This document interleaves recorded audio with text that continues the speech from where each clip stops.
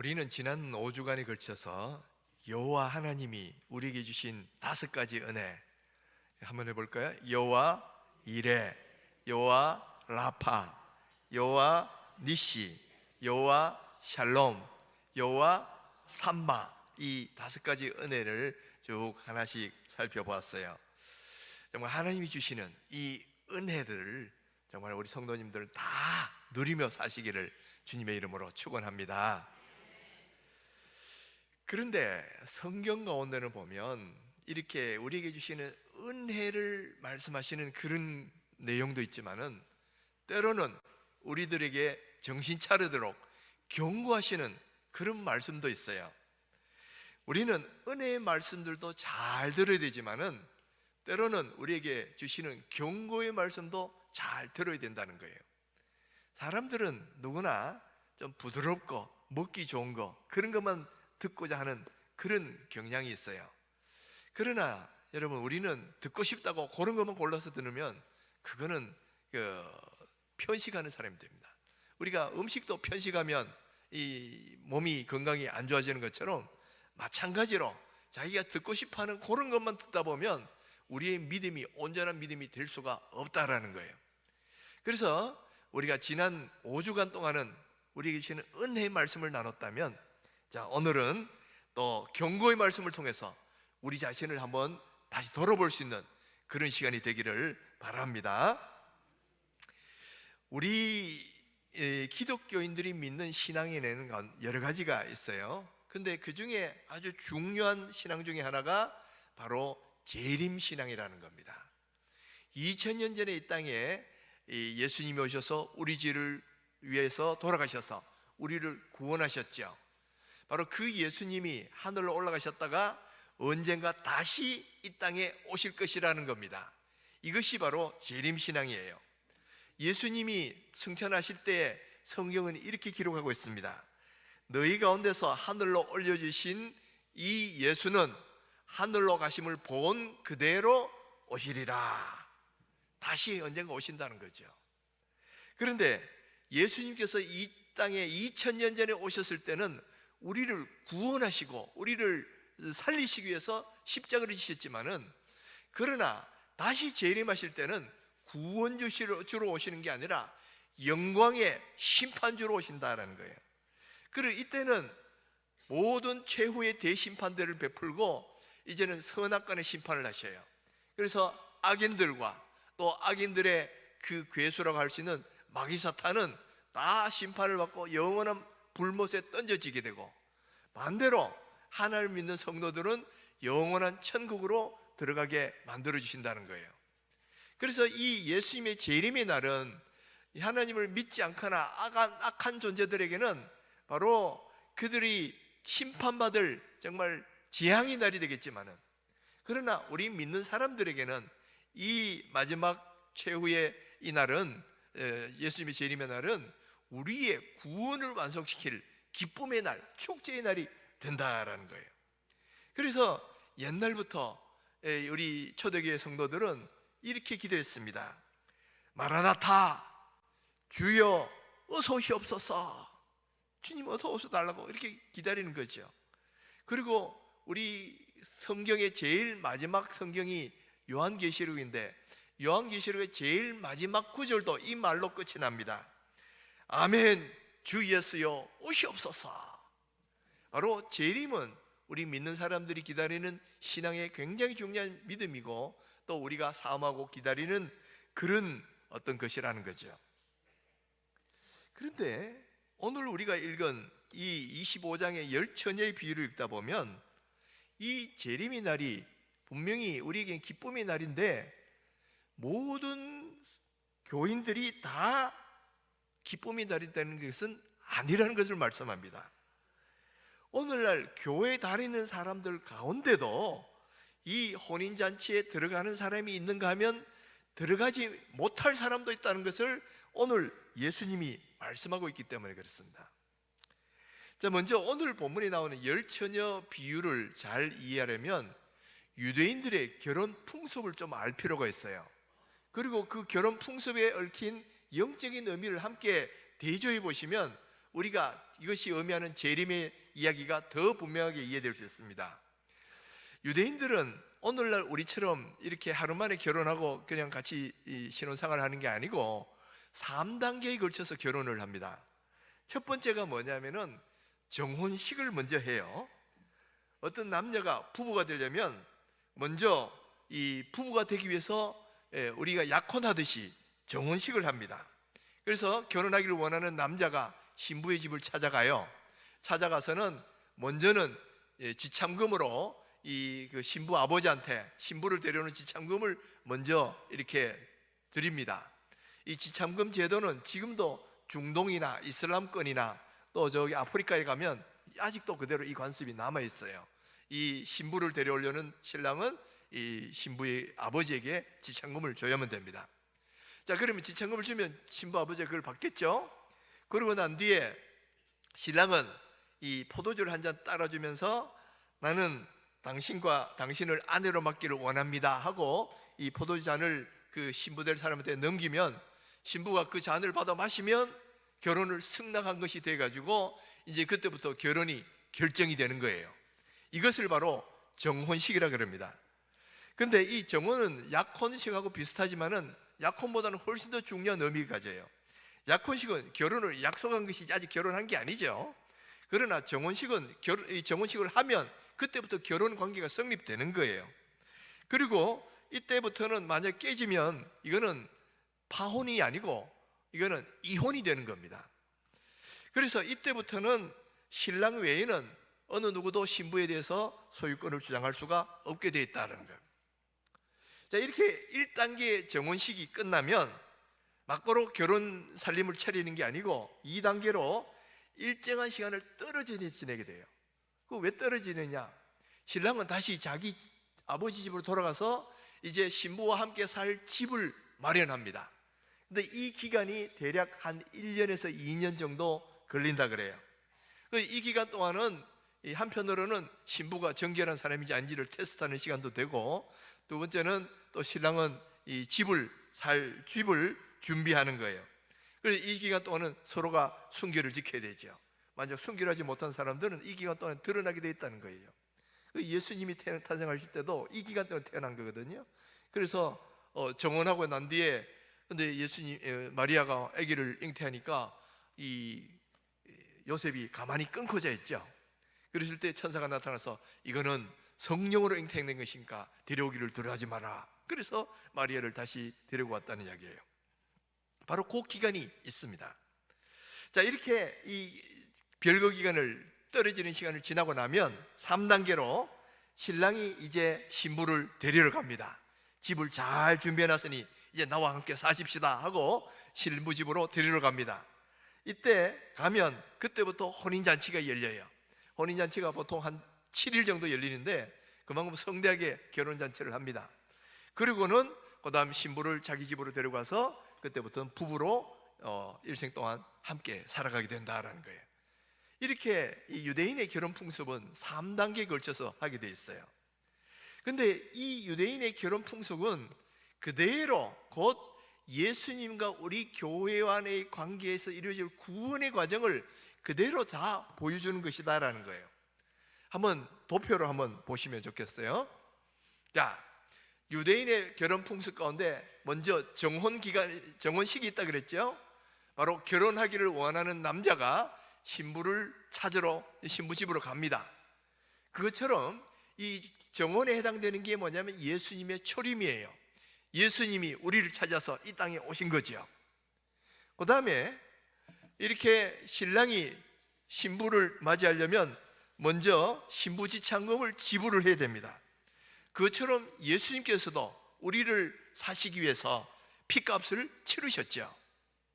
그리고 그 다음에 여자가 포도주를 마시면서 결혼을 승낙하게 되는데 마찬가지로 성도도 예수님을 내 마음속에 영접함으로써 예수님과의 관계가 맺어지게 되는 거예요. 그리고 이렇게 맺어지면 이때부터는 여자는 영원히 남편에게 속한 사람이 되는 것처럼 성도들도 영원히 예수님께 속한 사람이 되게 된다는 거죠.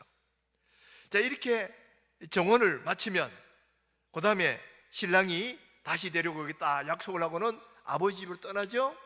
마찬가지로 예수님도 이렇게 초림 때 우리 구원의 약속을 다 하시고는 다시 아버지 집으로 갑니다. 그럼 가서 뭐 하느냐? 신랑이 신부를 위해서 집을 예비하는 것처럼 우리 예수님도 우리가 거할 하늘의 처소를 예비하러 간다. 성경이 그렇게 말씀하고 있죠. 그리고 이 정혼 기간이 보통은 한 1, 2년 되지만은 지금 예수님이 하늘에 올라가신 이 기간이 지금 한 2000년 지나고 있어요. 지금도 우리가 예수님이 오실 그걸 기다리고 있는 중이죠. 자, 이 기간 동안은 이미 신랑 신부의 관계로 부부관계가 맺어졌기 때문에 신부는 순결함을 지켜야 되는 거예요. 마찬가지로 예수를 믿는 우리도 예수님이 다시 오실 때까지 순결한 신앙생활을 해야 합니다. 그리고 다시 올 때에 이 신랑이 이 신부 집으로 가는 날짜는 전적으로 누가 결정하느냐면 신랑 아버지가 결정한다는 거예요. 마찬가지로 이 예수님이 이 땅에 다시 재림한 날짜는 누가 결정하느냐? 오직 아버지만 아신다 그랬어요. 하나님이 결정하시는 거예요.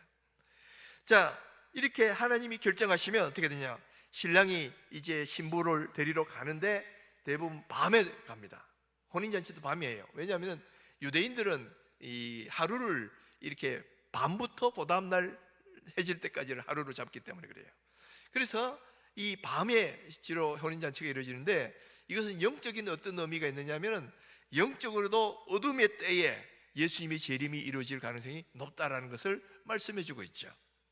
또 이렇게 신랑이 신부와 더불어 신부 집에 오면 이제 신부와 더불어 혼인잔치를 하게 되는데 예수님이 재림하실 때도 우리가 이 땅에서 주님과 함께 혼인잔치에 들어간다 그랬어요.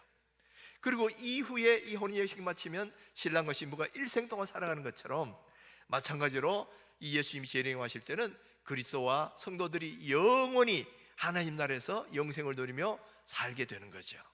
그러니까 이 유대인들의 결혼 풍속은 그대로 오늘날 우리가 구원받는 그 과정과 절차를 그대로 보여주는 것이다 라고 말을 할 수가 있다라는 거예요.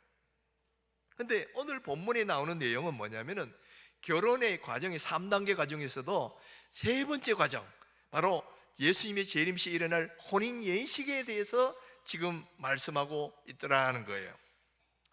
자, 이렇게 예수님이 재림하실 때 이 혼인잔치가 벌어지는데 마치 이것은 뭐와 같으냐면은 신랑이 다시 자기 신부를 데리러 신부 집으로 올 때 이루어지는 혼인 예식과 같다는 거예요. 근데 이 혼인 예식은 밤에 거행되는데 원래 신랑은 친구들과 있다가 이제 신랑 친구들과 더불어 신부를 데리러 갑니다. 그러면 신부도 역시 또 혼자 있는 게 아니고 그 친구들을 들러리로 세우는데 이 들러리가 당시에 몇 명을 했냐면 10명이 있었다 그래요. 이 유대인의 탈무드에는 장례 행렬이나 결혼 행렬에는 반드시 10명의 들러리를 두도록 그렇게 규정을 합니다. 그러니까 오늘 본문에 나오는 10처녀도 바로 신랑을 기다리는 신부의 친구들, 들러리였더라는 거예요. 근데 이렇게 10명의 친구들이 다 신랑을 기다리는데 보니까 신랑이 생각보다 늦게 오는 거예요. 더디게 오는 거예요. 그러다 보니까 10처녀가 다 졸아버렸어요. 그런데 예상치 못한 순간에 갑자기 신랑이 온 거예요. 그래가지고 막 호닥닥 일어났겠죠. 근데 이때부터 슬기로운 5처녀와 어리석은 미련한 5처녀의 운명이 딱 나누어지게 되더라는 거예요. 슬기로운 5처녀는 기름을 준비해 있다가 그래서 혼인잔치에 들어가지만은, 그러나 기름을 준비하지 못했던 미련한 5처녀는 결국 혼인잔치에 들어가지 못하고 바깥에서 슬피 울며 이를 가는 그런 안타까운 신세가 되었다라는 것이 바로 오늘 주님의 말씀 속에 있어요. 자, 예수님은 이 10처녀의 비유를 말하시면서 뭘 말씀하시려는가? 오늘 우리들에게 이 말씀은 적어도 중요한 3가지 메시지를 전해줍니다. 첫 번째 메시지가 뭐냐면은 바로 예수님이 재림하실 때 교회 안에도 구원받을 사람과 구원받지 못할 두 종류의 사람이 있을 것이라는 거예요. 바로 기름을 준비한 슬기로운 사람과 기름 준비하지 못한 미련한 자들로 나뉘어지게 될 거라는 거예요. 분명히 예수님이 재림하실 때 예수님은 두 부류의 사람을 보게 되실 거예요. 교회 안에도 예수님 말씀이 분명히 알곡 신자가 있고 쭉정이 신자가 있다고 말씀하셨어요. 그리고 곡식이 있는가 하면 가라지도 함께 자란다 그랬습니다. 또 교회 안에는 양도 있는가 하면 염소도 있을 것이라는 거예요. 근데 양과 염소, 곡식과 가라지, 알곡과 쭉정이는 겉보기에는 비슷해요. 그리고 같은 장소에 있어요. 그러니까 우리 눈안에는 구별이 안 될 수도 있습니다. 그러나 예수님이 오셨을 때는 마치 타작하는 그런 농부처럼 이 알곡과 쭉정이를 구분하셔요. 그래서 쭉정이는 저 영원한 불에 던져버리고 알곡은 곳간에 모아드린다 그랬어요. 양과 염소를 구분하신다 그랬어요. 양은 오른편에, 염소는 왼편에 이렇게 세우신다는 거죠. 그래서 이 주님의 혼인잔치가 벌어질 때에도 이 영광스럽게 기쁨의 혼인잔치에 들어가는 성도가 있는가 하면 그렇지 못하고 그 자리에 들어가지 못해서 울면서 탄식하고 안타까워하는 그런 사람들도 있다는 거예요. 이런 사람들이 문을 두드리면서 문 열어주십시오 하고 아무리 두드려도 예수님은 그때는 단호하게 말씀한다는 거예요. 내가 너희를 도무지 알지 못하노라. 여러분, 예수님이 왜 이 열처녀 비유를 우리에게 말씀하셨겠습니까? 바로 너희 가운데는 이런 사람이 없도록 하라는 거예요. 경고의 말씀이라는 거예요. 오늘 우리가 함께 오늘 이 자리에서 예배하고 기도하고 또 뭐 함께 이런 신앙생활을 하지 않습니까?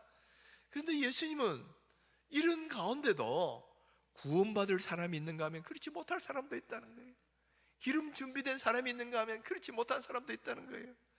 그런 사람들에게는 이와 같은 안타까운 운명이 이루어지니까 너희들 가운데는 그런 사람이 일어나지 않도록 하라. 바로 그것 때문에 지금 이 말씀을 우리에게 들려주고 있다는 거예요. 여러분, 이렇게 교회에 들어와 가지고 문턱 안에 들어가 있는데 천국 문턱에는 못 들어간다면 얼마나 안타깝겠습니까? 같이 신앙생활하고 같이 예배하고 믿음생활 했는데 교회 문턱은 넘어왔는데 근데 천국에는 들어가지 못한다면 정말 이는 안타까운 일이죠. 지금은 그래도 회개하고 돌이킬 수 있는 시간적 여유가 있어요.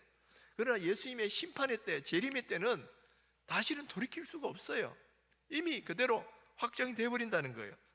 그러니까 정말 안타깝고 참 비참한 일들이 벌어진다라는 거예요. 사랑하는 성도 여러분, 한번 우리 자신을 돌아보시면 좋겠어요.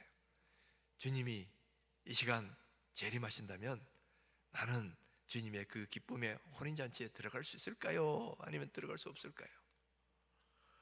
저는 우리 성도님들 이 자리에 계신 분 가운데 한 번도 빠짐없이 다 기쁨의 혼인잔치에 들어갈 수 있게 되기를 바랍니다. 축원합니다. 정말 그렇게 되기를 바라요. 정말 같이 이 자리에 있는데 만약 천국에서 못 본다면 얼마나 안타까워, 얼마나 제가 가슴 아프겠어요. 그래서 예수님 그런 사람 없도록 미리 이렇게 경고의 말씀을 주실 거다는 거예요. 그러면 어떤 사람이 천국에 들어갈 수 있고 어떤 사람이 천국에 들어갈 수 없느냐? 바로 그것이 또 이 비유 속에 나옵니다. 두 번째 메시지는 뭐냐면 깨어있는 사람이 천국에 들어간다라는 거예요. 여러분, 예수님께서 재림하시는 때는 사람들이 생각하지 못할 때일 수도 많습니다. 오늘 본문에도 보면 신랑이 더디 왔다 그랬잖아요. 그러다 보니까 10명의 처녀가 다 졸아버렸어요. 오늘 예수님의 재림도 이렇게 우리가 생각하는 것보다 늦어질 수가 있어요. 그러면 예수님의 재림이 왜 이렇게 늦어질까요? 여기는 두 가지 이유가 있습니다. 첫 번째는 우리의 믿음을 보시려고, 자, 이렇게 내가 늦게 갈 때도 여전히 믿음 생활 잘하고 있는가 없는가 이거를 보시려고 첫째는 미루시는 경우도 있고요. 두 번째는 그런 가운데 믿지 않는 사람이 조금이라도 한 명이라도 더 믿게 하시려고 조금 더 기다리자, 그래도 또 조금이라도 믿는 사람 나오도록 조금 더 기다리자, 그러면서 주님이 오실 날을 조금 연기하고 계시다라는 거예요. 여러분, 예수님께서 살아계신 동안에 제자들에게 내가 곧 오리라 이렇게 말씀하시니까 제자들 가운데는 예수님이 우리가 죽기 전에 오실 수도 있겠구나 이렇게 생각한 사람들도 많았어요. 그래가지고 우리가 죽기 전에 예수님 오실 거다 하고 준비한 사람들도 있었는데 예수님이 그때는 안 오셨단 말이에요. 그리고 그 이후에도 기독교 역사에 보면 성도들이 이 중요한 어떤 역사적 격변이 있을 때마다 예수님이 오실 때가 다 됐구나 하고 막 기다린 그런 시대도 있었어요. 근데 그때도 오시지 않았어요. 그러면서 무려 2000년의 시간을 지나가지고 오늘날까지도 예수님 지금 안 오고 계시잖아요. 자, 이렇게 2000년 동안 안 오니까 사람들 마음속에는 뭘 생각합니까? 늑대다 몇 번 했는데 늑대 안 오면 어떻게 돼요? 이제 늑대다 그래도 뭐 안 믿는 거죠. 그 다음부터 무관심해져요. 오늘날 이렇게 재림 하신다 그랬는데 아직까지 안 오시니까 뭐 내가 살아있는 동안 오시겠나 그러면서 그냥 무감각해지고, 그러다 보니까 잠드는 신앙이 되어버린다는 거예요. 그러니까 뭐 예수님이 재림을 기다리지도 않고 준비하지 않는 그런 사람이 되어야 된다는 거예요. 되어버린다는 거예요. 바로 예수님이 이걸 지적하시면서 바로 오늘 경고하시는 게 그거예요. 마태복음 24장에서도 예수님 그 말씀을 먼저 하셨습니다. 그날과 그때는 아무도 모르기 때문에 그러므로 너희는 깨어서 준비하라. 그리고 오늘 25장 이 열처녀 비유에서도 마지막 13절의 결론으로 또 이렇게 말씀하고 있죠. 그런즉 깨어 있으라. 너희는 그 날과 그 때를 알지 못하느니라. 그러니까 깨어 있어야 된다는 거예요. 그날이 안다면, 언젠지 안다면 실컷 자다가 그때만 딱 깨어 있으면 되겠는데 모르잖아요. 그러니까 늘 깨어 있을 수밖에 없다라는 거예요. 여러분, 우리는 예수님이 언제 오실지 몰라요. 그렇기 때문에 늘 깨어 있어야지. 잠들어 있다가 어느 순간에 딱 오면 여러분 바로 이와 같은 낭패를 당하게 된다라는 거예요. 여러분, 우리 자신을 한번 돌아보시면 좋겠어요. 지금 우리는 깨어서 예수님의 재림을 준비하고 있습니까? 아니면 다른 데 관심이 있습니까? 그저 먹고 사는 문제, 뭐 즐기는 문제 이런 데 관심을 살고 있다 보면 바로 주님의 재림에서 무관심하게 돼요. 그런 사람이 지금 조는 사람이란 말이에요. 여러분, 내가 지금 졸고 있지는 않는지 한번 돌아보십시오. 네, 주님의 재림을 준비하고 계세요?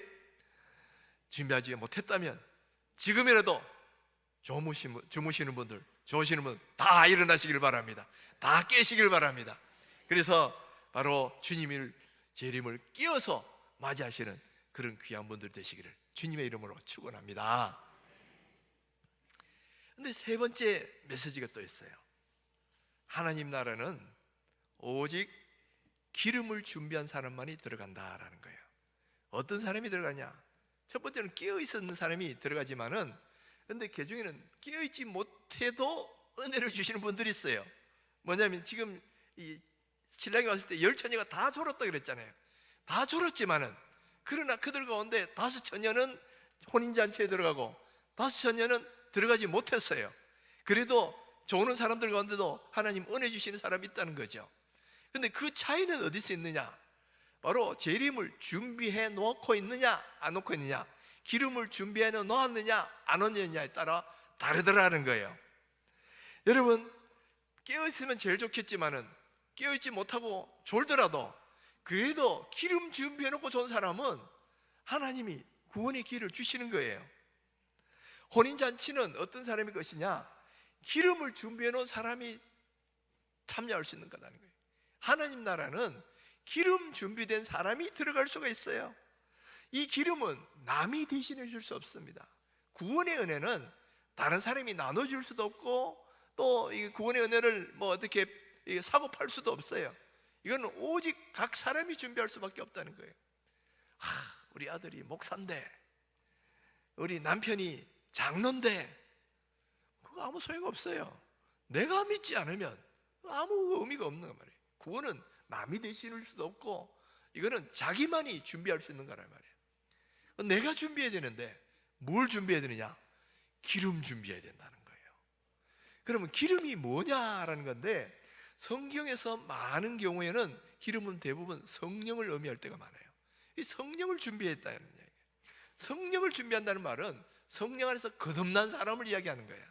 내가 지금 영적으로 아무리 졸고 있어도 예수님을 믿고 성령 받고 예수님 안에서 거듭나 있으면 그래도 구원받는 사람이 될 수 있다는 거예요. 우리가 제일 중요한 것은 바로 성령으로 세례를 받는 거예요. 그런데 교회 다니면서도 몸은 와 있는데 또 심지어는 물 세례도 받았는데 성령 세례를 받지 못해가지고 거듭나지 못한 사람도 얼마든지 있을 수 있다라는 거예요. 바울이 에베소에 갔을 때 제자들을 만났습니다. 너희가 성령을 받았느냐 물어보니까 우리는 성령이 있음도 알지도 못하노라, 들어보지도 못했다는 거예요. 그러면 너희들 무슨 세례 받았느냐? 요한의 세례, 물 세례를 받았다는 거예요. 그런데 물 세례를 받았지만은 그러나 성령을 받지를 못하니까 어떻게 돼요? 거듭나지를 못하고 구원받지를 못하는 거예요. 그러니까 그 자리에서 기도하니까 성령이 오셔서 그들이 다시 성령으로 세례를 받는 그런 이야기가 나오죠. 여러분, 우리가 아무리 열심히 직분을 받고 열심히 봉사도 하고 헌금도 한다 하더라도 내가 성령 받지 못하고 거듭나지 못하면 여러분, 하나님의 자녀가 될 수도 없고 구원받는 백성이 될 수도 없고 예수님이 재림시에 혼인잔치에 들어갈 수도 없다라는 것을 성경은 말씀하고 있는 거예요. 그러니까 우리가 거듭나고 하나님의 자녀가 되는 것은 성령으로 말미암아 예수님 믿고 거듭날 때에, 그리고 그 안에 성령님이 거하실 때에 이루어지는 일들이라는 거예요. 우리가 예수님을 믿으면 하나님께서 성령을 주십니다. 이것은, 성령은 돈으로 살 수 있는 것도 아니고 나눠줄 수 있는 것도 아니에요. 내가 이 다섯 처녀가 성령 기름 좀 나눠달라니까 이거 우리가 쓰기에도 불쌍하다, 차라리 사와라, 남이 나눠줄 수 없어요. 근데 이 성령은 어떻게 받느냐? 바로 예수님을 믿을 때 선물로 받는다 그랬습니다. 사도행전 2장 38절에 너희가 회개하여 각각 예수 그리스도의 이름으로 세례를 받고 죄사함을 받으라, 그리하면 성령의 선물을 받으리라. 우리가 예수님을 믿는 것은 이 믿고자 하면 성령께서 역사하셔요. 그러면 성령의 역사 때문에 믿어집니다. 또 반대로 우리가 믿으면 성령이 우리 안에 역사하시고 우리 안에 들어와서 우리 속에서 거하셔요. 그러면서 성령이 우리에게 도장을 꽝 찍어줍니다. 이 사람은 예수 믿는 사람이다, 이 사람은 하나님의 자녀다, 이 사람은 구원받은 사람이다 하고 우리 안에 거하시는 성령이 인쳐주신다, 도장 찍어주신다 이 말이에요. 그럴 뿐만 아니라 성령이 우리 안에 내주하시면서 또 보혜사로서 우리가 어렵고 힘들 때는 위로도 해주시고, 우리가 잘못 살 때는 이렇게 변호자도 되어주시고, 우리가 어디를 가야 할지 모를 때는 카운셀러가 되셔서 우리 삶을 인도해 주신다는 거예요. 그러니까 이런 성령을 우리가 안에 받았느냐, 이것이 바로 우리가 기름 준비된 사람이냐 아니냐를 결정하는 굉장히 중요한 요소라는 거예요. 오늘 이 자리에 계신 분들 다 성령을 받으시길 바랍니다. 그리고 예수 믿고 거듭나셔서 하나님의 사람 되시기를 바랍니다. 여러분, 아직도 이제 교회 나오신 지 얼마 안 되셔서 성령이 뭔지도, 성령이 있는지도 모르시는 분도 계실 거예요. 그러나 이제부터는 여러분 성령을 아시고 성령을 받으셔야 돼요. 성령 부어줘 달라고 기도하셔야 돼요. 그래서 예수님을 믿을 수 있도록, 예수님이 내 구세주인 걸 믿어지도록 그걸 위해서 기도하셔야 된다는 거예요. 근데 우리가 성령을 받되 할 수만 있으면 여러분 충만하게 받도록 기도하셔야 돼요. 물론 성령이 와 계시면 우리는 구원받는 사람은 될 수 있어요. 그러나 깨어있는 사람은 될 수 없다 이 말이야. 깨어있는 사람 되고, 그리고 맡기신 사명을 감당할 수 있는 사람이 되려면 성령의 충만함을 받아야 됩니다. 여러분, 우리가 단순히 구원받는 사람에 머무르면 안 되잖아요.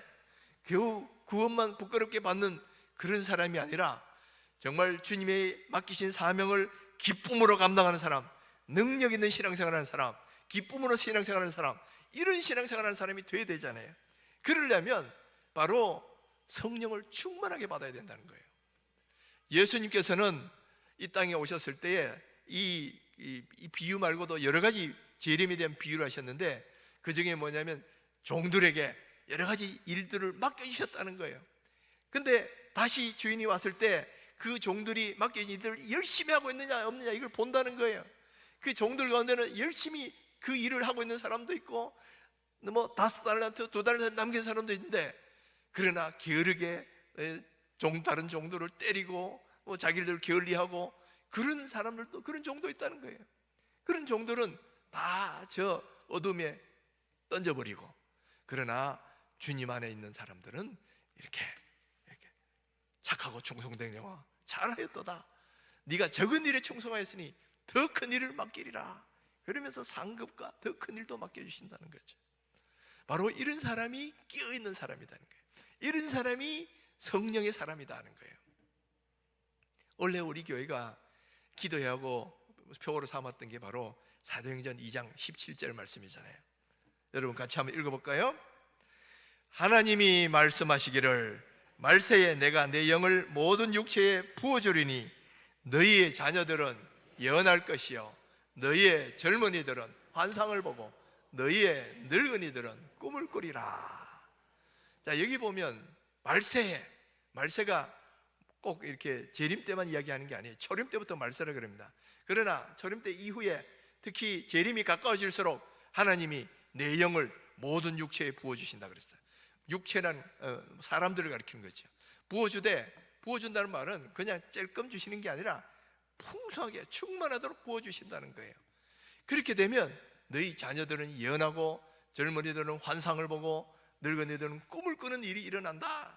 여기서 환상 보고 예언하고 꿈꾼다, 이거는 뭐 신비한 어떤 체험 그런 것보다도 내가 주님을 위해서 이렇게 살기라 하고 꿈을 꾸고 비전을 세우고 사명의식을 가지고 열심히 맡겨진 일을 감당하는 걸 이야기하는 거예요. 여러분, 성령 부어주면, 하나님이 성령 부으시면 적당히 그냥 구원받는 사람이 아니라 맡겨진 사명 열심히 감당하는 사람이 됩니다. 그래서 주님 오실 때에 열심히 맡은 일을 충성되게 하는 걸 보게 되면 이 주인이 얼마나 기뻐하실 거예요. 그러면서 자, 착하고 충성된 종아, 네가 적은 일에 충성했으니 더 큰 일을 맡기겠다 하고 이렇게 은혜 베풀어 주신다는 거예요. 저는 바로 우리 모든 성도님들이 성령 받을 뿐만 아니라 충만하게 받으셔서 주님 오실 때 졸다가 구원받는 사람이 아니라 내가 맡기신 사명 충성스럽게 감당하고 있는 그런 사람들로 발견되기를 주의 이름으로 축원합니다. 여러분, 성령 부으시기를 간절히 기도하셔요. 그래서 하나님, 그냥 적당하게 그냥 의무만 다하는 그런 신앙생활이 아니라 주님이 나에게 맡긴 사명을 해서 꿈을 꾸고 비전을 세우고 그리고 열심히 달려가서 주님 오실 때에 정말 우리의 잘하고 있는 그런 모습을 보여드리는 깨어있는 성도가 되겠으면 좋겠어요. 그래서 오늘 이 자리에 있는 우리 모든 성도님들이 바로 예수님이 이것을 경고의 말씀 주실 때 우리가 정신을 차려서 지금까지는 또 다른 데 관심 있고 다른 데 우리 엉뚱한 데 몰입되어 있었다면, 아니면 내가 지금까지 졸고 있었다면 여러분 다 깨십시오. 깨시고 기도하십시오. 하나님, 나에게 성령 부어 주옵소서. 처음 예수님 믿는 사람도 성령 달라고, 그래서 예수님 믿게 해달라고 기도하시고요. 또 이미 믿은 사람들도 성령 부으실 때 충만하게 부으셔서 성령 충만한 사람 되어서 나에게 맡겨주신 사명 잘 감당하는 깨어있는 그리스도인 되게 하여 주옵소서. 그러면 하나님 성령 부어주실 겁니다. 근데 구하는 자에게 성령을 주시지 않겠느냐 그러셨어요. 성령을 구하면 성령 부어주십니다. 그리고 이 성령 받아서 우리에게 맡긴 사명 열심히 감당하는 깨어있는 그리스도인들, 은혜 받는 그리스도인들 다 되시기를 주의 이름으로 축원합니다.